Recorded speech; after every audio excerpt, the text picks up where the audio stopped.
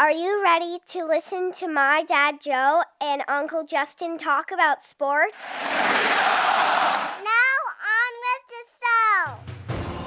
The Joe Mays and J-Raff Show is brought to you by Mays Sandwich Shop, which have been serving the greater West Lawn area delicious food for over 70 years.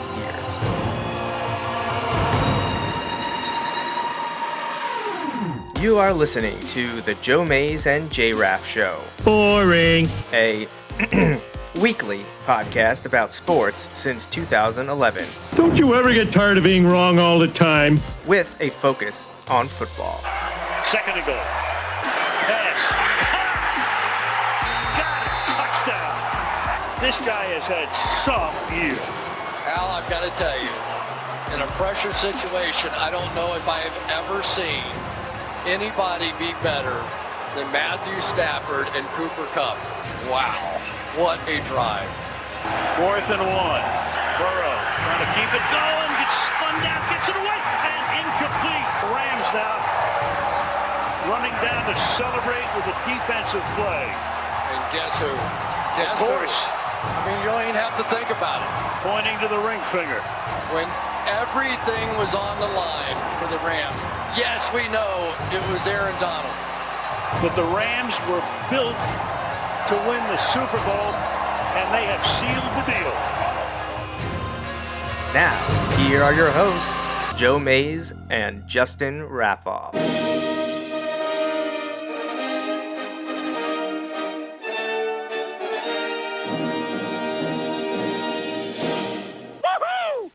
Hello, everyone, and welcome back to the Joe Mays and J-Raff Show. It has been a while since we've been here recording together. A lot of things going on the last 2 months. We snuck in a show about a month ago where we started our 2022 NFL preview by looking at the West divisions. This is episode 360. Yes, we're full circle now. Justin, it's good to be back to talk some football. Yeah, it's good to be here. Kind of crazy, you know. I was talking to my dad today, and he's like, you know what? He was asking what the topic was, and I was explaining how we go through the division. So we'll have another division tonight. And he kind of like, I don't want to say he was surprised because I was like, but because I kind of followed it. But by August we get into Wilson stuff. We lose the he's entire like, oh month. yeah, he's like, that makes sense. So, but it's fun. Like, and I'm here, like. In a month, we'll have teams reporting. Yeah. Like, in a month, we'll have teams reporting. Yeah, teams We're with only new probably coaches. like 6 weeks from the Hall of Fame game. Yeah. You know, like... It'll go fast. And I know you're boycotting the Hall of Fame induction ceremony this year. But, every year. But every year until Zach Thomas is there. Hunger strike. Honestly, that would do me a lot of good, so... maybe just for that one day. Like, that one day each year. I don't think I could do it. Yeah, why? Like, it's not going to help. So, a happy Father's Day to you and you to your dad and to my dad and to all the dads out there watching.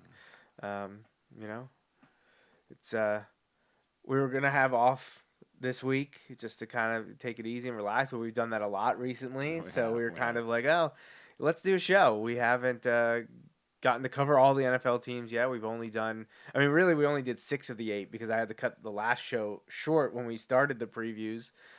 Some little kids were stirring that needed to be taken care of. So we understand. In the spirit of Father's Day, we're Yes. talking about dad life and mom life and parent life. That sometimes cuts us short. So we apologize. We didn't get to talk much about what was it, Chiefs and Chargers? Is that who we left out? I think so.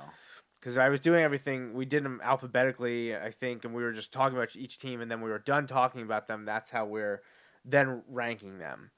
And in the spirit of recapping our previous list of the West divisions, both NFC and AFC, we're going to bring in an email here from my uncle, who is here to, keep us honest, keep tabs on us. Yeah, show historian. We right always appreciate the show historian, my uncle Rich, from the New England area, generally, some of the time.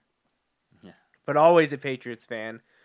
Always a Boston fan, except maybe when it comes to the NBA. We'll hear about that at the end of this email. Yeah. So we're going to start here. He says, Happy Father's Day to you both and all the fathers listening to your show. Yes, right back at you, Uncle Rich. Now, I hope to get this in time for your show. Good luck, or congratulations, you did. So he says, I agree with your NFC West results. The Rams are still the best. The Seahawks with no real quarterback are the worst. Now comes the toss-up. He says, if Jimmy G is the quarterback for the 49ers, they are second. But then he says, if not, they may still be second, which would leave the Cardinals in third. Easy picks. And I agree. That's exactly what we said. We're not high on the Seahawks. We're still high on the Rams. I think we're still interested in what the 49ers can do, and we think the Cardinals could take a step back as there's just some uncertainty and upheaval out there. We covered all that on the previous show from May 22nd. If you want to listen to that, that was episode 359. We briefly talked AFC West. We covered the Raiders and did we talk Broncos? I think we did Broncos. Or did we do Chargers? We went alphabetical. Yeah, we're order. doing alphabetical. Now I'm So, trying to remember, did I do them by the team name or the mascot name? We did it by mascot. Mascot name? I Okay. believe. Yeah. Yeah, so did we go in backwards order though? Because I thought did we not talk the Raiders then? We must have. I don't think we did talk about the Raiders because we did didn't talk about- Broncos I feel like we didn't talk and about Chargers. We didn't do Right. Chiefs and Raiders. Right, I don't think we did Chiefs or Raiders. Okay, I'm getting them confused because I'm trying to remember how we picked them. Although I feel like we picked them again. But so Uncle Rich has this to say about the AFC West. This is the hardest division to pick, but here are my reasons, and we agree. This was a very hard division to pick. I think people are giving too much credit to Russell Wilson and too little to Josh McDaniels and Devontae Adams. And he says maybe that Josh pick is more of his Patriots pride. He's going on to say, and Coach Steve, this is him, not us. So our Why I'm Missing correspondent, our Sportants fan, who is a Broncos fan, my uncle is picking the Broncos in fourth, which we did not do. We didn't do. That was not us. But my Uncle Rich says Chargers third because he's rooting for the Raiders, something I don't ever say. Yeah, when I read that, and it's in all caps too. It is in all caps. Oh man, that's a shot. Usually we're the ones sending the shots at Uncle Rich.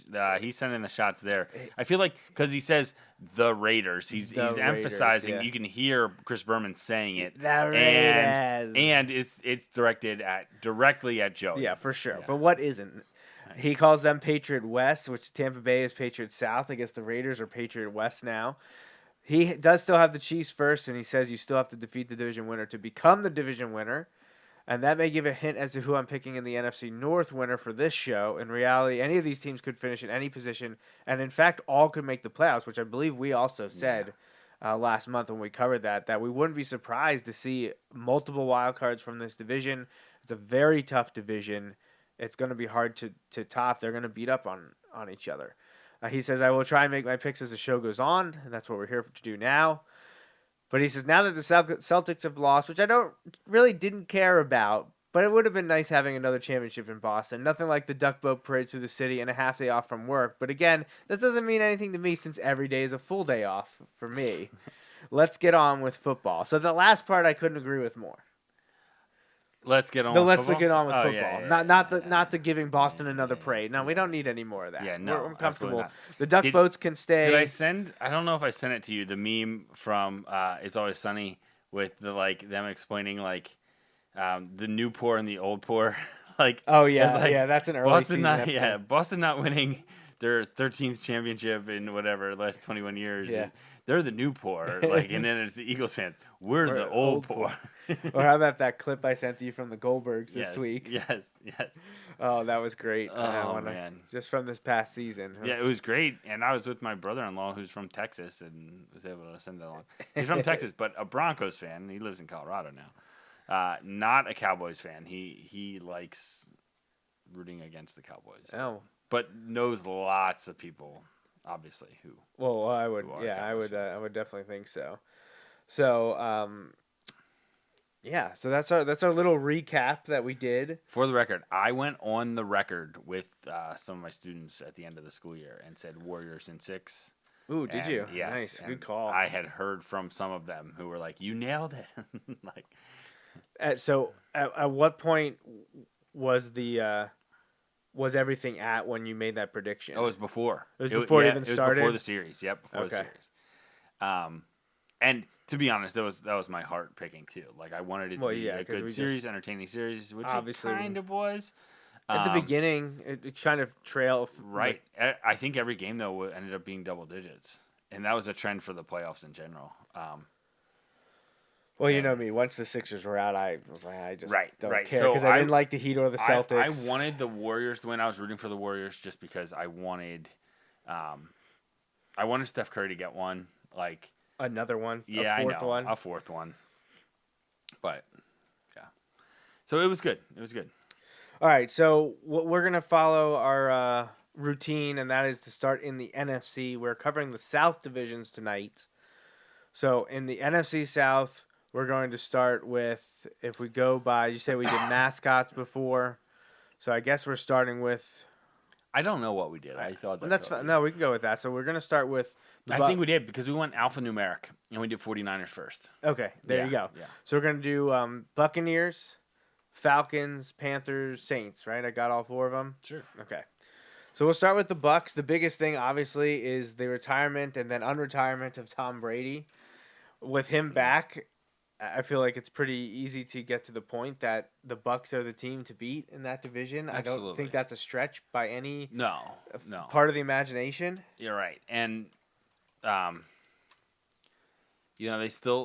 he was able to reverse that before free agency started, so they weren't completely caught off guard. They were able to kind of make that work in terms of getting the teams they needed to and everything or the pieces on the team that they needed to. There's been a little bit of turnover. It's not like going into last year where they ran it back and just brought everyone back. Right. But I feel like you'd be silly to go a different direction with them. Like, you look at it, I'm not sure. Well, two of the teams literally don't know who their quarterback's going to be. Yeah. Right? So you've got that. They got that going against them. The Saints and Those Jameis teams, not Tampa. will be interesting because they tend to give the Bucs the most trouble. Yeah. Whether they're good or not, Yeah. they tend to give the Bucs the most trouble. And specifically, they also just tend to match up well with Tom Brady. Like the Dolphins in Miami. So it'll be interesting to see how that goes, but it'd be silly not to pick the Bucs. If they make the playoffs, they have a shot. And I certainly think they have a great shot to make the playoffs because who else you taking in this division? Right. I know we don't want to jump ahead. We're just doing these in, Right, like Justin right. said, alphanumeric order by mascot, but I feel like it would take quite a risk for someone to give anyone but the Buccaneers a higher odds to win the division. Right. Well, they got the best quarterback. Even if and when Brady declines, you can argue that like some of it has started, even though he's still among the best. Second team All-Pro, right, Pro Bowler. Right. Threw for over 4,000 yards again. Yeah. Did he have the most passing touchdowns in the league? I think he might have. Yeah. But like, yeah, he was absurd. But when you look at some of the stuff, like they've got the best wide receivers in the division. You could argue they might have the best defense in the division. Saints could probably give them a run for their money there. You could debate the Saints, but like, it's not just Tom Brady's back. They're absolutely it. Yeah, you have to look at the equation differently if he's not there. If Kyle Trask is the quarterback, Right. I think we're going a different direction. Yeah. But, no, like, they return too much. They still have all those pieces, and I just think this will sound ridiculous, and I don't really know that the logic backs it up, but to go back-to-back is absurd. Like, that's really, really hard to do. It hasn't been done It doesn't since matter the how good Patriots you are, but it's really, really nearly hard to do. 20 years ago. And so because of that, like, I feel like the odds of going 2 out of 3 are much better. Like, much better than going back-to-back. So I just feel like it could be inevitable here. Yeah, like, well, they were 13-4 last year. Their 4 regular season losses were to the Rams, the Saints twice, which there's the thing that you mentioned about the Saints, because they were they were a group of walking wounded last year. Jameis Winston didn't play in either of those games. And then the weirdest one is that one to Washington on the road. Although, granted, but losing to the Saints 9-0 is also super weird. Right.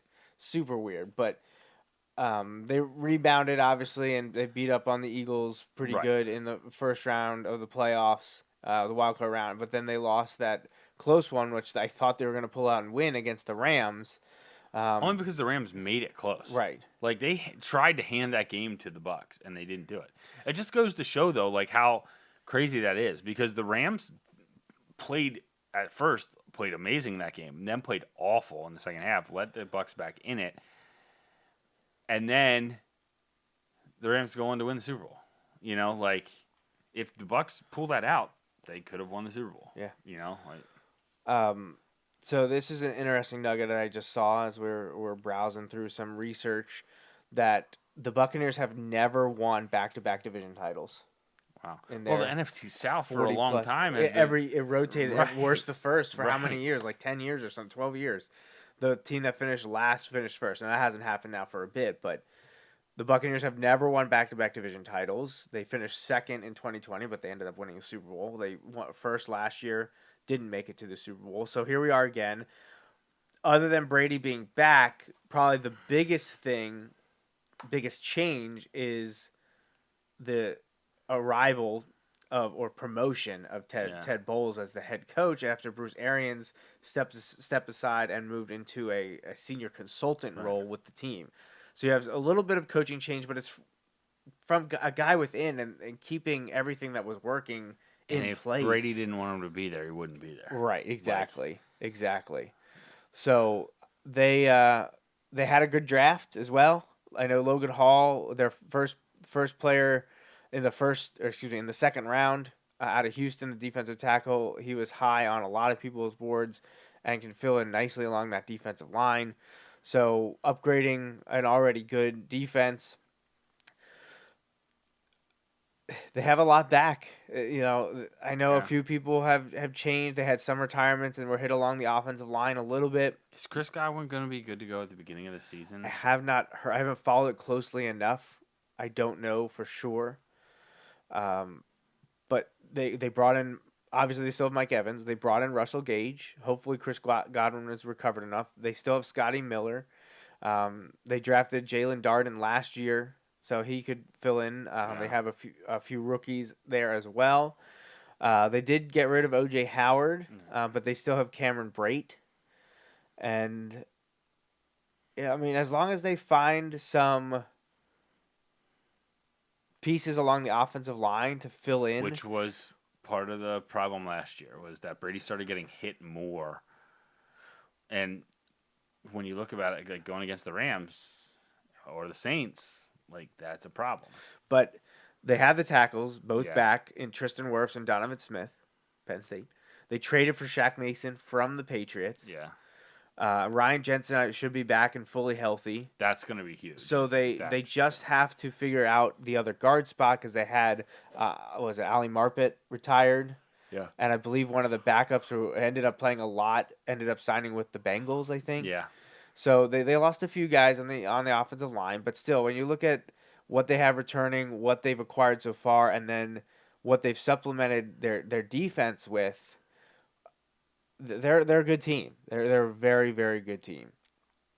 You take Brady away, obviously it would be knocked down a peg because I don't think anyone would be super excited about a Blaine Gabbert, Kyle Trask rotation. No, but if you filled in a mid-level quarterback, I'd still think they're favored to win the division. Yeah, it would be interesting to see. Now, they got an interesting start to the season, for sure. Yes. They have to go to Dallas. Go Bucks. Then they go to New Orleans, who Justin said issues with the Saints, the Bucks handling the Saints. Then they host the Packers and Chiefs in back-to-back games. So those first 4 weeks are against 4 teams expected to be very good and a team that has a chance to be good but has been a thorn in their side for many years. Yeah. So it'll be interesting. They should gonna have be a leg really up in the interesting. division, but they got to get off to some kind of hot start because that first month is But brutal. if you look at the last 3, we are down on the Cardinals, right? or at least not up on the Cardinals. Then Panthers and Falcons to end it, and we'll talk about the Panthers and Falcons. But yeah, could be interesting. Yeah. All right, so let's take a look at the Atlanta Falcons. I believe people are expecting a dismal year in Atlanta. Yeah. They got better by a few games last year, finishing 7-10 and third in the NFC South. But they traded Matt Ryan. Obviously, that's the biggest thing Right. that changes the outlook for them. He was traded to the Colts. They brought in Marcus Mariota. He's their guy. And I'm not down on that. Like, I feel like he could be serviceable. I don't know that it's an upgrade from Matt Ryan. And I'm not a huge Matt Ryan guy, but I don't know that it's an upgrade from Matt Ryan. So Right. be interesting. Also, like last year, they drafted Kyle Pitts and had no other weapons and no way to protect Right. Matt Ryan. Well, because they had traded So- Julio Jones. So what do you do when you don't have when you can't protect the quarterback? We'll just get a quarterback that's more mobile. Like, Sure, that'll solve all the problems. but Now, also injury prone. That ought to work out well. so they got Kyle Pitts last year, who was sort of a tight end, big body wide receiver. Then they go back this year in the first round in the top 10. They get Drake London, who's just a big body Well, they wide have to because receiver. they're who should be their number 1 wide receiver is unavailable. Is suspended, and he missed most of last year with Right. personal issues. He had to work on his mental health. Right. And during that time, he took it upon himself to gamble gamble on NFL games, which is a giant no-no. We've talked about it on this show. And he's suspended the whole year. Calvin Ridley, unavailable. So, I mean, if those guys hit, if Kyle Pitts and Drake London are okay, maybe you have something going. But, again, Mariota's now on his, third team? Yeah. So, Yeah. We'll see. yeah, we'll see. We will see. They drafted Desmond Ridder. There were people at times in the spring thinking that maybe he was a first-round quarterback. That is not the case. He went much later. No, he's there was only discussion because this year the quarterbacks were terrible in the draft. Yeah, so he went 74th overall in the third round to the Atlanta Falcons. And that's not a bad take. Like No. I think he's Marcus Mariota is what I think he is. Well, Like, I mean, there's always. I mean, if you look around the league, some of these starting quarterbacks were picked later in the draft. Like, Yeah. it happens all the time. I mean, the biggest one probably is Russell Wilson. didn't Stafford just become the first number 1 overall quarterback? No, Peyton's. Was Peyton one? No, Peyton was. Yeah, he was 1. Right? Did they take him over Leaf, or Leaf got taken No, over him? Leaf got taken over him. Yeah. Right, Leaf got taken over him, and so I think Stafford might have been the first number 1 overall quarterback to win. Ever? Yeah, Really? I think so. Well, if we didn't have a lot to cover, that's one that I would have to dive into because that sounds crazy. But Well, I'll look it up. when we Okay. keep going. honestly, it surprises me that the Falcons were able to win 7 games last year. I feel like they're closer to that 4 wins that they had 2 years ago than they are to 7 now. But I mean, we know what happens when a new quarterback, new regime comes in. Sometimes that's good for a few wins. They got it last year. I feel like they're going to take a step back, though, this year just because of what they shipped out and what they have to go up against. They're clearly not better than the Buccaneers in any capacity. I don't think they're better than the Saints. Maybe they're a push with the Panthers, and we'll get into all that. I just feel like it's going to be a down year in Atlanta for them. I'm not high on the Falcons. For a while, they were a team that I really held on to as thinking that they might be able to challenge New Orleans, who had gone on that run of being so good in the division. And then even with Brady coming to town, there was just something about Atlanta that always appealed to me, and it never worked out in my favor. This is ever since that they blew the lead to the Patriots in the Super Bowl years back. So I'm down on Atlanta this year. I just don't think they have a lot of talent. One of their best defenders, I think it's Deion Jones, recently had surgery, and whenever you're having surgery to, was it back or shoulder surgery? He had significant surgery, and now he will miss the entire offseason, the preseason. When one of your best, if not your best defender is unavailable, well, that's not a good sign. It's not a good sign. So that's the Falcons. Up next, we're going to go to we're doing mascots, right? So we're going to go to the Panthers, if I can find them, pull up their schedule. Okay, so that is not correct. He's not, because Peyton did go 1 because they picked him over Ryan Leaf. Okay. But, yeah, you had me second guessing myself. It might a lot be. It might be that it was the first time number 1 overall beat also, like, as Joe Burrow. Oh, right. Yeah, right. one so, versus right. one. I think that's what it was. Okay. Yeah. All right. So, do you have anything else to add about Atlanta? No, like they got rid of Matt Ryan, who is their best player. Even though I'm not a huge Matt Ryan fan, I'm not. I don't know. I'm unsold on Kyle Pitts, but it's unfair just because that team was so bad last year. It was hard to. I still can't believe they won 7 games. Yeah. Yeah. So. Yeah. So and imagine being Arthur Smith, right? That's who's the coach there now, and you win 7 games with that team, and they're like, "All right, we're gonna rebuild now."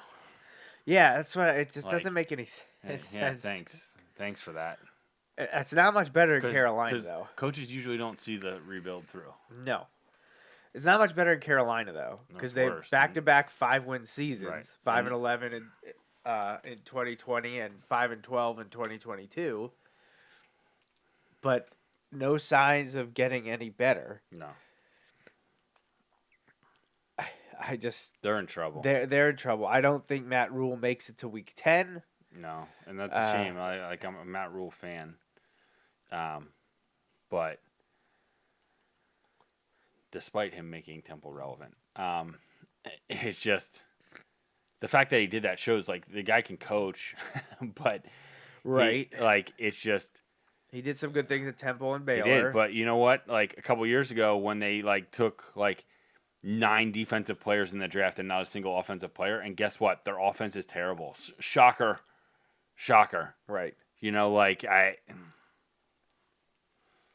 need defensive guys, but you need to be able to score, and they can't. No. They have one good offensive player. That's unfair. Their best offensive player plays about 2 games a year every year, and Christian McCaffrey. Their wide receivers, you have no idea if any of them are any good because their quarterbacks are terrible. Or if they're going to show up or going to retire, as Robbie Anderson stated recently. To be fair, if I'm Robbie Anderson, I might just be like, I'm out. If you're hoping they bring in Baker Mayfield, maybe it is time to just be like, I'm done. I don't need this. Right. If Baker is your savior. Right. So, I mean, obviously, they're similar to Atlanta. They drafted one of the quarterbacks that was talked about possibly as a first-round guy in the 3rd round. Matt Corral, who got hurt in the bowl game. Right. But Christian McCaffrey just cannot stay healthy. He's electric when he's healthy, but the problem is he's not healthy for more than a quarter of the games each year, it seems. They have Chuba Hubbard and Dante Foreman behind him. That's a pretty decent stable of running backs. But the quarterback, when you have no threat to pass it, it doesn't really matter who your running backs are. Darnold started so hot last year and he started seeing ghosts again. Yeah. Then at wide receiver, you have Robbie Anderson, who's threatened to retire. Terrace Marshall, who I think is entering his 2nd year now. And, he came in at LSU with some promise. DJ Moore is a very good receiver, but again, it's tough to get him the ball. Andre Roberts is a journeyman that always works well in the slot and is a speedy guy. But they're just not that good. They're still trying to work on their offensive line. They drafted Ike Ekwonu, who some people really liked. Others thought it was maybe people falling in love with measurables. Defensively,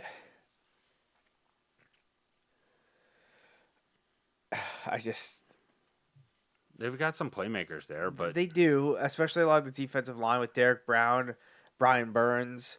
Then we love Utur Grossamato, seeing him down there. But I feel like over the last few years, they've gone away from their stud linebackers. Shaq Thompson is still there. They did draft Brandon Smith, but I feel like that almost sums up Carolina Hassan in a Reddick is now nutshell. on the Eagles. Who is? Hassan Reddick. Oh, Hassan Reddick, yeah. Shaq Thompson, Brandon Smith never lived up to his potential at Penn State, and people thought he was going to come back to Penn State because he needed to refine his game a little bit more. He goes into the draft and he gets drafted by the Panthers, and people don't expect much from him because he plays so uncontrolled. Right. Defensively, J.C. Horn was the big one last year. Yeah. They need Jeremy Chin to step up and continue to improve. That's it. C.J. Henderson never panned out. No. He's another Jaguars cast off that flamed out and never lived up to the hype. And obviously they got it rough because they got to play the Bucs twice. Gosh. They need to finish this. They need to finish this Baker trade. to play the first game. It would be better if it was in Cleveland. Oh though. my gosh. Can you imagine if he was in Cleveland and I would be rooting for them so bad. And I'm not a Baker fan. I'd be rooting for them so bad in Cleveland that first week. Yeah. When we get to talk that AFC AFC North, North is going to be interesting. So yeah, I just Panthers. Good luck. But you look, they play the Browns. Who knows who's going to be the quarterback for the Browns? Now, the Browns have enough talent that they should be good no matter what, but you never know. Then they play at the Giants, and again, you never know. Right. But the rest, it's going to be a tough stretch. All right, to round out the NFC South, we're going to go to New Orleans and the Saints, who are also welcoming in a new head coach, Dennis Allen, who's already on staff. Defensive coordinator again. Right. Promoted. They get back their quarterback, Jameis, who had a good start to the year last year. Can he maintain? Can that continue? A lot of people think that it will. There are a lot of people buying high on the Saints, mostly those in New Orleans. Chris Olave was their big splash. I think that's a good pick for them. On offense, they traded a ton of picks this year and next year to move up to get him. Yes. They also got Trevor Penning, the offensive tackle from Northern Iowa. You can hear what we have to say about them if you go back and listen to our 3+ hour live stream of the draft. But it all comes down to, can Jameis Winston regain his form, and will he limit his turnovers? Because that's always been his undoing. He's always been able to put up numbers. The problem is if it's in the interception category or the fumble category, that's a big issue. Yeah. One of the things that could turn their entire season is what happens with Kamara. Because we still don't know if he's going to start the season or get suspended at some point because he's got off-the-field issues to address. Now, their wide receiver core has had a huge makeover since last year. 1, Michael Thomas is back, or will be back. 2, they signed Jarvis Landry. 3, they drafted Chris Olave, plus having Marquez Callaway, who played a lot last year, and Traquan Smith as well. Yeah, they're loaded at receiver. So they have a good core of wide receivers, and they have guys that fit well together. Yep. Olave is your 3, if that's where he's, depending on how you're like depth chart. I'm guessing he's 3, but I don't know where they're going to move him around, if he's going to play in the slot or what. But Michael Thomas, Jarvis Landry, and Chris Olave is just a. I mean, that's a good trio right there.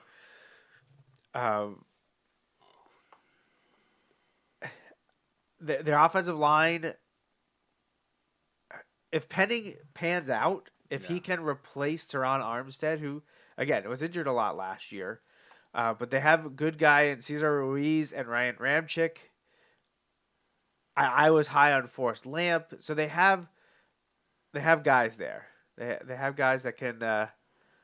I missed Andrews. Completely skipped over Eric McCoy and Andrews Pete. So they are set on the offensive line, just because Teron Armstead had been injured so much. They knew what they had. can their defense, now with the head coach being the former defensive coordinator, can their defense offset any turnovers that are produced by Jameis Winston? The defense, I think, is scary good. They've got a lot of depth. Their their linebackers, Pete Werner, Eric Wilson, Demario Davis, Zach Bond, all very good and very underrated. Their secondary, they brought in 2 new safeties in Marcus May and Tyrann Mathieu. They still have Marshawn Lattimore and Bradley Roby. I don't know. The defensive line is very good as well. Davenport, Cameron Jordan. So when people were saying that the Saints could challenge the Bucs for the division, I couldn't believe that there were people that out there that thought that. But when you look at what they have on paper, they might be destined for a double-digit win season. Especially when you look at, like, what was the Bucs' weakness last year? Pass defense. Yeah. And the Saints are going to be a gun-it like offense. I say that. It'll be interesting to see if the philosophy changes because you have a defensive coordinator as the head coach now. If that takes some of the, look, Jameis, we just need you to be a game manager kind of thing, which is not the best Jameis. The best Jameis is we need our defense to be good enough to make up for the few turnovers we're going to, or a lot of turnovers we're going to have, but he can also throw for 30-plus touchdowns, So it'll be interesting. I think the Saints have potential. It's just there's a lot of what-ifs. Right. Because the receivers don't matter if you're lining up a tight end at quarterback. Right. So it's not going to really matter. And having a great defense helps, but isn't going to win you a division if you can't score the ball. So not even a little bit. And Mark Ingram's been a good, serviceable running back, but he's usually a great alternative to a guy like Kamara. So if and when Kamara's not there for a stretch, like what's that look like? There's all kinds of issues. All right, so let's give our win totals and order of finish for the NFC South teams. So we'll start at the bottom. Okay. 4th place. I'm going to go... Honestly, I feel like I'm going to go Panthers again. Yeah, so they won 5 games the last 2 years. I don't think they win. I'm not sure they're going to win that. I'm going to go 4-13. So am I. I'm going 4. I think they're down, and I think 4-13 and Rule's fired by. Well, I should have by Thanksgiving when they're easily. Yeah. I would say after the first, if they start like 0-6, he's gone. Yeah. So I'm down on the Panthers, 4-13. 3rd, I would say the Falcons. Yeah, I agree. And I think they're probably like a 5-12 team. So I'm going to put the Falcons, I'm going to put them at 6 wins. I'm going to drop them just 1 win again. Okay. But I'm going to put them at 6. The next, I would put the Saints, and I would probably say 10-7. Yeah, I'm going Saints. I'm going to go, I'll go 10-7. Why not? And then I'll go Bucs next, but I'm going to say 12-5. So a win down. They were 13-4 last year. So I'm going to put the Bucs. I'm going to put them at 13-4 again. You're going to have them duplicate? Yeah, I think they're going to do the same because I think the defensive things they're going to shore up a little bit. I don't think they'll be as bad against the pass. I think they'll be able to protect Brady a little bit more. And if they can't, then I see a multiple game drop off. Like if the same problems you had last year are the problems you have this year, like you deserve every issue that's going to come your way. So my uncle did text me and say that Brady was first in passing yards and passing touchdowns last year. It's a down year. Right. All right, so that was the NFC South. Now over to the AFC South as we finish here the final 20 minutes. We got 5 minutes a team. We're going to start with the Colts. So interesting team here. Colts once again bringing in a journeyman veteran quarterback. The Phillip Rivers thing happened. It was fine. The Carson Wentz thing happened. Not as fine. Man, did he blow at the end of the season. And now we're on to Matt Ryan. They also brought in Nick Foles, who Frank Reich is familiar with. Gosh. They have Sam Ellinger and Jack Cohn on the roster as well. But obviously, this is Ryan's team. I don't think anyone expects absolutely. it to not be his team. They have a great stable of running backs. Jonathan Taylor burst onto the scene last year in year 2, so he's on to year 3. And then their backups are Naheem Hines and Philip Lindsay. Very strong group there. Yeah. Wide receiver, the biggest one is probably Michael Pittman Jr., who also had a much better sophomore season than his rookie year. After that, it's interesting. Could Kiki Coty, a former Jaguar, or Paris Campbell come into their own and develop a rapport with Matt Ryan? I believe there's still a potential for T.Y. Hilton to come back. I think he's a free agent sitting out there. They also have Desmond Patman. So Pittman's got to have a big year. He's got to continue to get better because they're a little light at wide receiver. Tight end, they're fine. Mo Ali Cox gets it done when necessary, and they also have a few other guys there. No big names, but they definitely are a run-first team with Jonathan Taylor back there, and he really had an amazing year last year.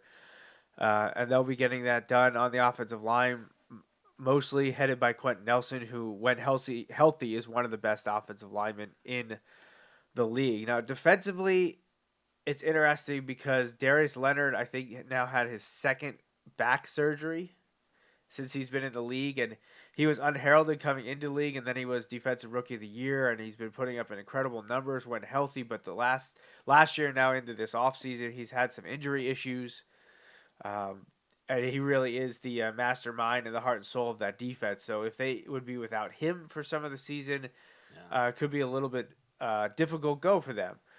But they have some young guys in the defensive secondary, and they brought in Stephon Gilmore to supplement them, and Rodney McLeod as well. Yep. But this is all about Matt Ryan. Yeah. And what a shock to say that it's all about the quarterback. But here's the thing, though. Like, I don't think it's a stretch to think that Matt Ryan's the best quarterback in the division. Yeah. And I'm not even saying Matt Ryan doesn't even have to have a career year. Right. If he has an average year, a Matt Ryan average year, I think he's the best quarterback in the division. And this team showed that they have a lot of the other pieces last year. Now, I don't know. You can't always replicate that, and Darius Leonard is a huge piece. That defense is not the same when he's not there. Right. It's not just like a slight drop-off. It's a big drop-off. But like you look at it, they have 3 divisional games in the first 4 weeks. Right, yeah, I was going to say that they sandwiched their season with the Houston Texans in Week 1 and Week 18, but then they have Jaguars, Chiefs, Titans, Broncos, Jaguars, Titans. They have 5 of their 6 divisional games October 23rd and Halloween, earlier. Yeah, before Halloween. And then they play the Texans the last week of the season. Right, so they get to play the Titans and Jaguars twice. A late bye, second week in December. Yeah, wow. So the Colts can really say, hey, we're the best team in the AFC South before Halloween. If they go 4-1 in those games. Right. But they also do have to play Kansas City and Denver. So the AFC South so they is need playing to win the those AFC divisional West. games. Right, because they've got a couple other difficult games because that means the Raiders and Chargers are lurking in the second half of the season. Right. Not to mention also having to play at the Patriots and then the host the Steelers as well as playing the NFC East team. So, so that's the Colts. Obviously, Matt Ryan is the biggest piece of that. So in Jacksonville, again, keeping with our Philadelphia connections, talking about Carson Wentz and then Frank Reich and Nick Foles. Now we're in Jacksonville with Super Bowl winning quarterback. He was a quarterback. Super Bowl winning head coach Doug Peterson after the Urban Meyer debacle last year. He might have won the Super Bowl as a quarterback. As a backup somewhere, yeah. Well, he was backup with a bunch of people. Was he backup on the Packers I don't team? know if he was on that team, though. So he was... Oh, he might have been.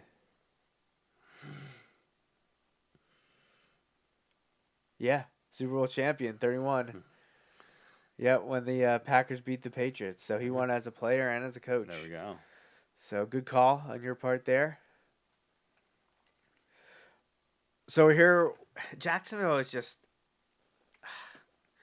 one. We said it. You go back into the archive. Listen, we were not high on Trevor Lawrence being this second coming of one of the greatest quarterbacks of all time. We just didn't quite see it. Didn't understand the hype surrounding him at Clemson. In 2 out of 3 of his biggest games at Clemson, he played not well. And that's not everything. Right. But you look at it, he wasn't the best quarterback in 2 out of the 3 games he played. Now I think he has a chance to be really good, and I think Doug Peterson is a really good hire in terms of, I think this is like the Eagles. They wanted a flashy hire in Jacksonville. Well, they had their flashy hire, and it was a dumpster fire. Yeah. And that was what Philly, including me, I was disappointed with the Doug Peterson hire, because I'm like, oh, they're just trying to set the clock back and get Andy Reid 2.0. That's what they were trying to do. Well, guess what? That got us the Super Bowl. You'll take it, huh? And I'm not saying it's going to get Jacksonville a Super Bowl, but I think Peterson, I think the players are going to like him. I think they're going to respond well. Not only is he a likable coach from a player standpoint, but you're also coming in after a guy that everyone just hated. Everyone despised. So they were going to, even if you're just neutral, you were going to come across as this great, nice guy. You know what I mean? So I think there's a lot of potential to see a swing here. They still just aren't that talented at a lot of spots, but I think they're going to start to move in the right direction with Doug Peterson. Yeah. And is that my bias because Doug Peterson won a Super Bowl with the Eagles? Maybe it is, but I think they're better than last year. They spent money like they expected to be better. And last year, you couldn't say last year that they were better than the year before. Well, I mean, statistically, you can. They won 2 more games. Now, they got an extra try. Yeah, 2 more games. To get them how many? They were 1-15 2 years ago. They were 3-14 last year. Right. So they got an extra try. And they produced 2 extra wins. And they got to play Carson Wentz in weeks 18. They tripled their win total. Yes. Can they triple their win total this year? Well, they get to play Washington this year, don't they? They get to play Carson Wentz again. But they do, yes. But it's going to be the first game. Oh my gosh.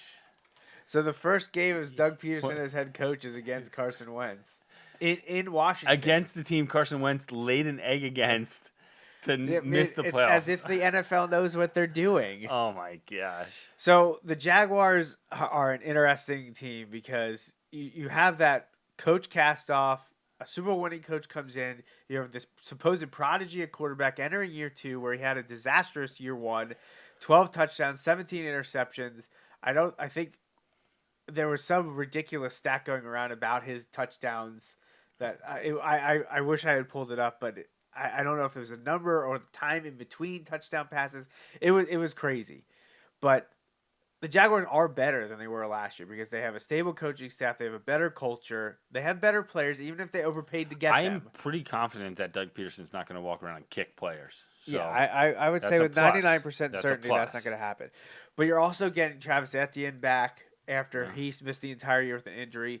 James Robinson was completely mishandled by Urban Meyer. So if you have the two of them, so was Travis Etienne. They drafted him, and then Urban ripped the pick in the when draft they were moving presser. around to wide receiver. Right, and he's stuff. like, yeah, he's not a running back for us.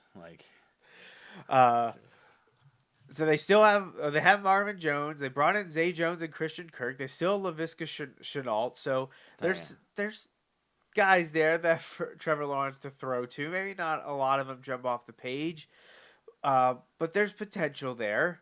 Evan Ingram was brought in at tight end. If he could ever stay healthy, I feel like we're saying that about a lot of people. I think my biggest issue with the Jaguars offseason, not so much them spending all the money on middle-tier free agents, but I feel like they tried to outthink the room by going with Trayvon Walker at number 1. I'm not trying to diss Trayvon Walker, but he was this fast riser at the near the end of the draft season, and it just feels like a pick that they're going to end up regretting. Like they could have gotten something else. Seems like out a of pick it. Howie Roseman would have made when Right. Doug Peterson was the coach. So if they're going to use him as an edge rushing linebacker, they also brought in Devin Lloyd and Chad Muma in the same draft. This Here's is the thing, and is this my homerism? Absolutely. I would much rather have the guys off the Georgia defense that the Eagles got than the guy. Now, the potential is there, but drafting potential is a dangerous, especially with the number one overall pick. dangerous thing to do. So, however, 1-15 2 years ago, 3-14 last year, and that was with just so much stuff going on behind the scenes. Oh man, passing game coordinator is Jim Bob Cooter. That's good That's for a a win win or two right there. So, do I think they're going to triple their win total? No. But do I think they're going to be better than 3 wins? I think I do. And that leads us to the Houston Texans, who are not going to triple their win total, although they did overachieve last They year, did I would overachieve, say. but if they get 12 wins next year, whoo! Right, so they matched their win total, although they technically were worse in the winning percentage because they won 4 out of 17 instead of 4 out of 16. But honestly, I think they did but they were better. trying to lose. Right. Like they were trying to lose. I feel like they did better last year than they did in 2020. Oh, absolutely. But after 1 year, David Culley is gone, and in comes Which is a joke. but- Lovie Smith, who already has been fined by the league for practice, which a few teams So have. Lovie Smith, I felt like got the raw deal in Chicago. Right. Got a raw deal in Tampa. But then went to Illinois, and I no longer felt bad for him. Yeah, he did not. That didn't go well. But so they're in need of a quarterback, but this wasn't a great draft for them. Right. So they ended up using first-round picks on a cornerback, Derek Stingley, and an offensive guard, Which Kenny also Green. people they talked about how people are laughing because I guess Derek Stingley hasn't played in like forever. Yeah, it's been a hot minute. Yeah. But honestly, I feel like they had a really good draft. Now Derek Stingley at 3, maybe People said they should have taken Juice Williams. should have waited. Wait, who? Sauce Gardner? Yeah, Juice Williams. I was like the quarterback from Illinois like 12 years ago. See, Lovie Smith got me mixed up. Yeah, who Sauce is Gardner. famous for beating Ohio State, right? Did not Illinois beat Ohio State? Yes. Right? Sauce Gardner was Sauce available, Gardner, and yeah. they took Derek Stingley. Did you hear? I believe this is on the Russ Tucker football podcast that Sauce Gardner paid $50,000 to get the number of his choice, which I believe was the number 1. I think is that what he wore? I thought he wore 1 or 4. I don't remember. Well, whatever number he ended up getting, but his name is Ahmad. His nickname is Sauce, and you wear the number 1, A1 sauce. And he was just like, the marketing sells itself. You can make the $50,000 back immediately. I just found that really funny. As soon as Ross started to say it, I was like, I know where he's going, and it is brilliant. That is And Ross funny. was like, and A1 is good. But honestly, I do think the Texans had a good draft, even if they took Stingley earlier than they should have, and maybe he wasn't the right quarterback. Good. I feel like that could be one of those that all the draft experts are dunking on, and Derek Stingley Jr. actually ends up being pretty good. It's possible. Right. It's possible that he and Sauce Gardner are both good. Both good, right? Right, Yeah. right. It doesn't have to be mutually exclusive. Kenyon Green's not a sexy pick as an offensive lineman, ever a sexy pick, especially an interior one, but very solid at Texas A&M. Then their next 3 picks, Jalen Petrie was a stud at Baylor, and then you got 2 Alabama guys in John Mechie III and Christian Which Harris. I love the Mechie pick. So for them. honestly, I feel like they had a very good draft. They're going to have to see what Davis Mills offers them. They have a few other quasi younger guys, although Kevin Hogan and Kyle Allen, I guess, can't be considered young guys anymore. Jeff Driscoll still somewhat, but a bunch of, by and large, no names there at quarterback. They didn't freak out and draft any of the ones in this past draft class early. Good. They're just going to roll with Davis Mills, see what he's got. They brought in Marlon Mack after the David Williams thing didn't work out for them. That was an awful trade. In hindsight, I know a lot of people dunking on it when it happened, and it ended up working out pretty poorly for them. But Marlon Mack, Royce Freeman, Rex Burkhead, who, yes, still in the league. Rex Burkhead, got to get some carries.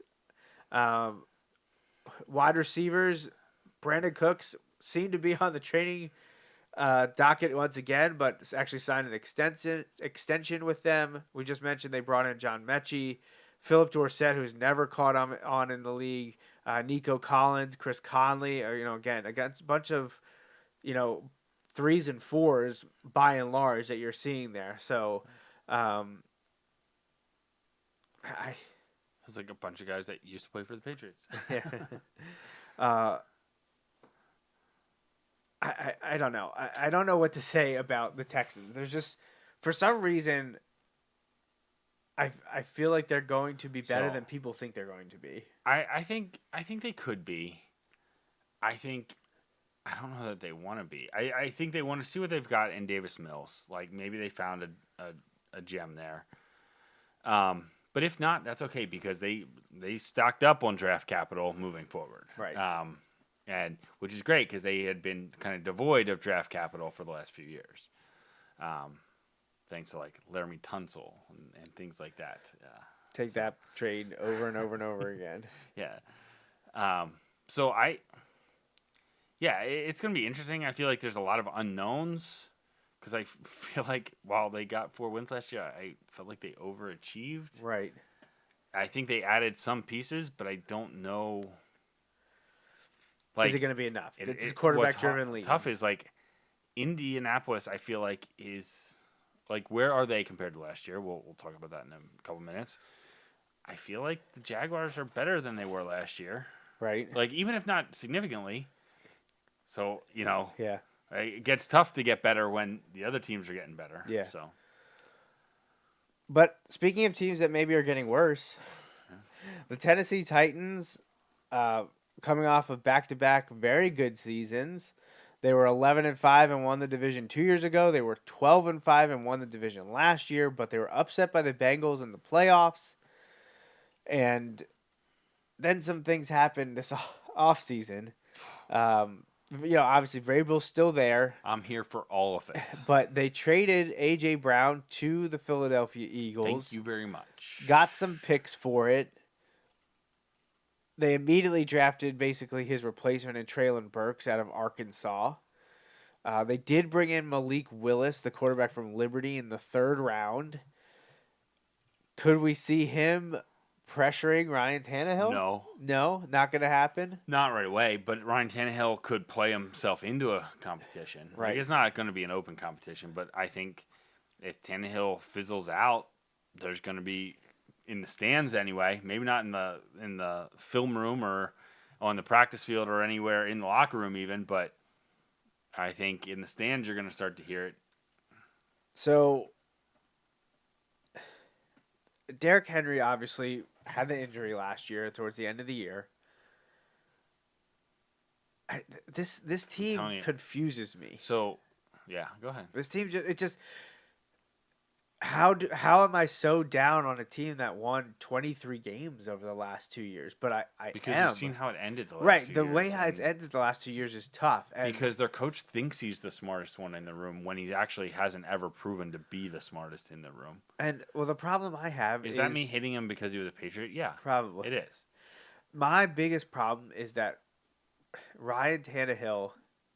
He is what he is. He is what he. And yeah, they went all in on him. Well, he's the one that started us when we went like, who's better than him, right? Like we went through who, because he's not a top 10 quarterback. No, I think we established that he's right in the middle. And within a year or two, and as he ages up, like it would be a big leap for Trevor Lawrence to jump him this year. But I wouldn't say it's impossible. I think Matt Ryan's better than him now. Like, I think Matt Ryan's better than him now. And Matt Ryan's at the end of his career. Right. So, all right, I already have him in the middle, too, with the potential to drop down. And Davis Mills is... He better hope Davis Mills isn't playing better than him. But Davis Mills did more with less, maybe last year. Like, are Davis Mills 4 wins with that roster Better than Tannehill's and 12? a lame duck coach better than Tannehill's 12? The way Tannehill ended that season, I think you can make that argument. As crazy as that sounds, because it's a results league. You know, he won 12 games, and look, they win some of those games, but like the way Tannehill has played in some of those is not like he played awful in the playoffs, awful. I feel like what I'm about to do as we rank them from 4 to 1 could come back to bite me. Oh, me too. I'm all in Big on this. time. If we end up the same on this one, it's ridiculous. So I have Houston last. Me too. Okay. So they won 4 games the last 2 years. I know I said I feel like they're going to surprise some people, but it's tough for me to talk me into more than 4 wins. Yeah. So I feel like I'm staring at 4-13 again for Houston. I agree. I think Davis Mills. I hope he proves me wrong, but I think there's just nobody there for him, and I'm not. Lovie Smith has never gotten it done on the offensive side. That defense doesn't have the weapons that it used to. I think they're in trouble. I'm putting them at 4 wins again. I think they're in trouble too. Now, what I would love to do right here, right now, is put Tennessee in 3rd. I can't talk myself into doing that because I feel like that means I would have to have Jacksonville at 9 or 10 wins, and I'm not ready to do that.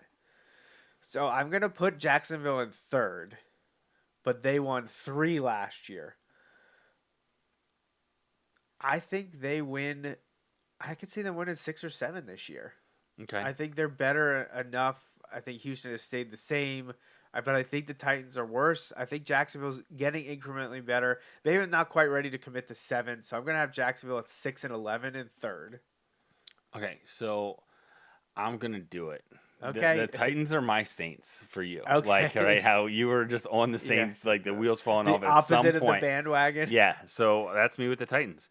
I'm going to put the Titans at 7 wins. I think Derrick Henry, while amazing, got hurt last year.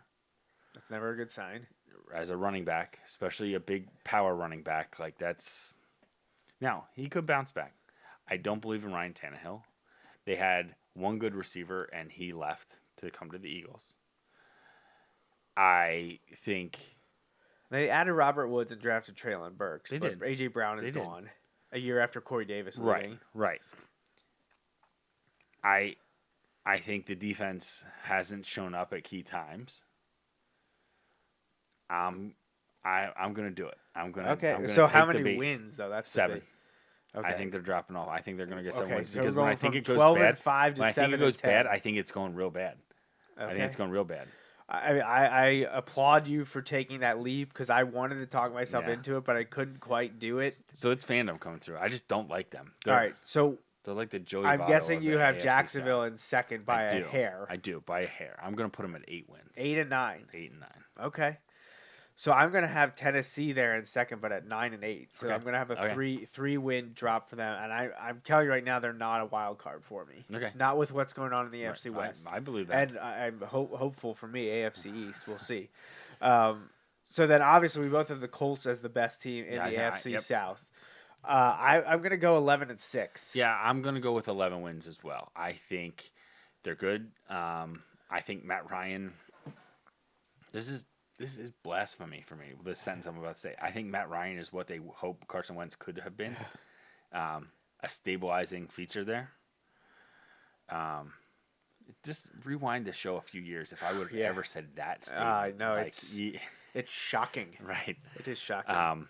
But that's what I think. I think Matt Ryan is there, and I think it's going to be good. I think he's going to be serviceable. I think Indianapolis, the way their team's constructed, is what Matt Ryan needs, and I think Matt Ryan is what that team needs. It would be nice if they could add another weapon on the outside, or if one develops. But we'll see. So I got a few texts here. Nothing bad. So my dad says, let me pull it up. So in the NFC South, he went Tampa, New Orleans, Carolina, Atlanta, so I think he flip-flopped He flipped the Carolina, bottom, Atlanta, the yeah. bottom. And in the AFC South, he agrees with me and my uncle. Okay. Indy, Tennessee, Jacksonville, Houston. And I can't say I can't see that happening. Like, I absolutely think that's probably maybe even more likely, but I said it last year that I was worried about Tennessee because I thought at some point Derrick Henry's going to fall off. We see it with every running back. And honestly, more and more we see it. But it used to be running backs when they hit 30. It's before that now. It's like 25, 26. Yeah, you get running backs. You get like 4 or 5 good years. Running backs are lucky to get a second big or like the second contract, like the big one. You know what I mean? Like, Yeah. No, I'm right there with you. I just think, and the funny thing, like, as the Titans as an organization, I don't hate the Titans for any reason. It's just I'm not a Tannehill fan. Honestly, I feel like I like Tannehill less since he left Miami, and not because he's not in Miami anymore. He had nothing to do with There's that. one time when Vrabel was like manipulating the rules to annoy Belichick in a game, and they Were you all for that? Oh, absolutely. That was the best thing ever. But outside of that, I just feel like he coaches with the, like, I don't know. Maybe he presents himself as though he is this super accomplished coach. And he isn't. And his teams have been outcoached in the playoffs. Like, when it's mattered most, he and his team have sunk. His playoff instead of track record has been risen. bad. Right. I mean, they looked bad against the Ravens and now the Bengals, AFC North teams, back-to-back seasons. Right. And I don't see it going great for them this year. I have them missing the playoffs. I can tell you that for Right. sure. You definitely have them missing the playoffs. Yep. I do not have the Tennessee Titans in the playoffs. Huh. I don't think the A.J. Brown trade helped them in any way. And I don't know if they were just trying to be like, oh, well, we're good enough. You know, we may not win the Super Bowl this year. We're good enough to win the division and make the playoffs. And then, you know, we'll have young guys and not spending money. I know it's a sketchy thing, the business side of it, because they all know it's absolutely a business. But it's just a weird dynamic on a team when, like, you won't pay your best player. Right. You know, like, and I get that there are restrictions. It's not as simple as that. I understand that. But A.J. Brown was there. Derrick Henry, you could argue. But Derrick Henry was hurt last year for most of the season. And still probably the rushing leader. But, like, it's one of those things where I just, I think it's going to catch up with them. The Tannehill thing, I feel like their window, they had that window and they It's blew closed. it. Yeah, They I think blew it's it. over. I think it's over. So, Because look at, there's not in the division. Look at the AFC in general. Look how many teams with the weapons. when you ask me what's one of the best teams in the AFC, the Titans do not make the list. Right. They do not make the list. So if you're of the betting persuasion, take it to the bank. Titans win the Super Bowl this year because we're both down on them. That would be something. We'll bookmark this one. So we're halfway through our preview. Next week, I'm going to be doing Bulldog Hour, episode 8-3, as we get ready and steamroll towards football season in all capacities. Talking a little high school football next week. We'll be off the following Sunday, which is the day before the 4th of July. July 3rd. Yes, thank you for the clarification. Thank you. I do plan on doing a show on July 10th. I don't remember if you're around for that one or not. If you're not, we'll make sure we get your picks and a brief synopsis from you, and then I'll see if I can get a guest to come on. Maybe I'll have Paul come on. He's a good one to have when we're talking football and futures in terms of wins and things like that. So maybe we'll have Paul on if you're not around. And I think we'll actually finish those then back-to-back on the 10th and the 17th. We'll finish the divisions. I feel like Paul works really hard to not take his fandom into account, and here I am like, I just don't like Mike Vrabel. So by mid-July, we're done with all divisions. We're off on the 24th because it's like the worst day of the entire year. Before coming back on the 31st, we'll do the playoffs and Super Bowl and kind of recap everything before this show is on hiatus then until November because we're all in on Bulldog Hour and high school football. Believe it or not, Heck yeah. It's coming. Like you said at the beginning of the year or beginning of the show, 6 weeks until like the Hall of Fame game action. So it's coming fast and furious. And July, the best sports month of the year. We couldn't be more happy. Oh yes, July. July is a fine month. You know, it's. I feel like it being month 7 is right around where it would rank in terms of months. So yeah, because December is clearly the best month. No, I think it's the 12th. We went through the definitive, or I texted you the definitive Yes, you ranking did. of months before. July is not. It's not. It's good. It's hot though. That's the problem. It is hot. It's hot and it has your birthday, so that's 2 marks against Two it. strikes, right? 2 strikes against it. So it does have my anniversary and the 4th of July, same day. Right. But that's a good date. That's a good one.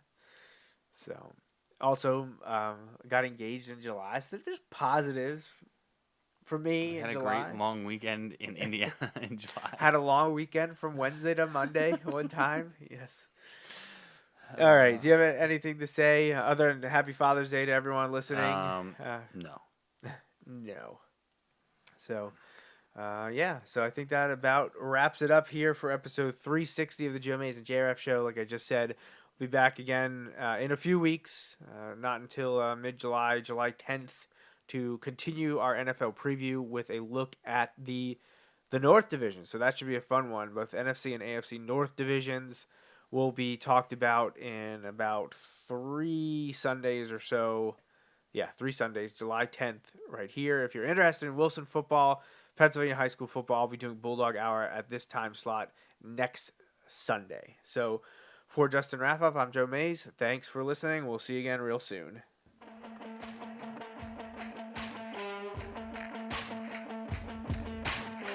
That's a wrap on this episode of the Joe Mays and J-Raff Show, brought to you by Mays Sandwich Shop. You can watch each weekly episode live on Facebook, Periscope, or YouTube. Be sure to like, follow, or subscribe to the show on Facebook, Twitter, YouTube, SoundCloud, Apple Podcasts, and Google Play. You can also rate and review us on many of these platforms as well. We'd love to hear from you. Send your emails to the Mays Sandwich Shop inbox at joemaysandjraff@gmail.com. The Joe Mays and J-Raff Show is a part of the JMNJR Radio Network, home to other productions such as the Bulldog Hour, Tangents with Friends, and Nat Chats with Dad. Until next time.